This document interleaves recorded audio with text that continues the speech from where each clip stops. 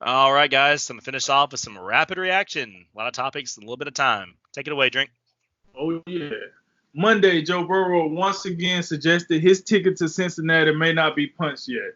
During the awards reception, Burrow suggested that he has the leverage in the situation and it is going to be a process. With that said, should Burrow pull a Eli with the Bengals?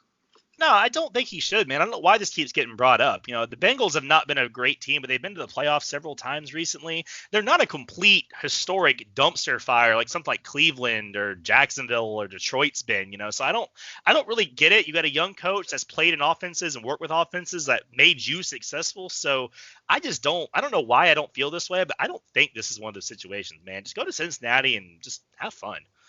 Washington Redskins tight end Jordan Reed was cleared from the concussion protocol and will be cut before free agency. The 29-year-old is coming out of his seventh concussion protocol after missing all of this past season with one. Should he hang it up? Yeah, it's about that time, man. Listen, you just coming out of concussion protocol, and they out here about to do the draft. Like, what are we talking about here? Your health ain't where it needs to be. It's time to move on. Hopefully, you got some other things going for you, but NFL football is done for you, buddy. Hope for the best. That's for sure. The Redskins also announced today that they are exercising their team option on running back Adrian Peterson. Good move. Yeah, I like it. He had 800 or so yards in 2019 with a couple touchdowns. He's a fairly cheap roster addition at just about $3 million. And, you have this little bit of stability because you should be getting Darius Geis back. But, hey, if with his injury history, you're not sure what you're going to have. And it's nice to have a guy that you just know is going to produce like AP. So, yeah, good news for them. In some college football news, Alabama announced the addition of Charlie Strong as a defensive analyst for the Crimson Tide. Is that a good move? Absolutely. 2 thumbs, 5 stars. Holla at your boy. One thing that Alabama been lacking for the last 2 years, there ain't a secret. That defense just haven't been up to par. With him as an analyst, what that's going to do is, with Pete Golden coming back, now he got somebody looking over his back now. So either you going to get it done or Charlie Strong going to replace you, buddy. So that's what it is. Good move by Nick. The Cleveland Cavaliers head coach John Beilein has resigned. He will fill a different role for the team. The Cavaliers are 14-40 this year, the second worst in the league. Was this warranted early in his tenure? It's hard when you fire a coach halfway through the first year of their 5-year contract. I mean, especially when you have a team that's already struggling, it kind of fits the bill of these teams that just seem to never be happy with what they've got. The Knicks and stuff like that come to mind. But this guy seemed to just get off on the wrong foot from the start. The players didn't like him. You had the thug comments a few weeks back that just didn't really come off right, and clearly the players had no interest in buying into what was going on. And for what it's worth, the Cavs are 33 and 103 without LeBron since they drafted him. So they probably need to go ahead and clear that whole building out and just restart it top to bottom. LeBron James weighed in on the MLB cheating scandal this week, calling out MLB Commissioner Rob Manfred for not doing enough to address the issue. Is LeBron right, or is he a little out of his lane?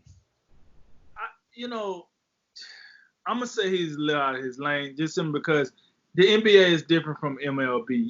You can't go around just. But this is what LeBron does. He's very boisterous. He would talk about things that other players won't, and this is kind of how he got his name outside of basketball. But listen, baseball handles things different. Let baseball handle it, man. Don't you be worried about some cheating scandal.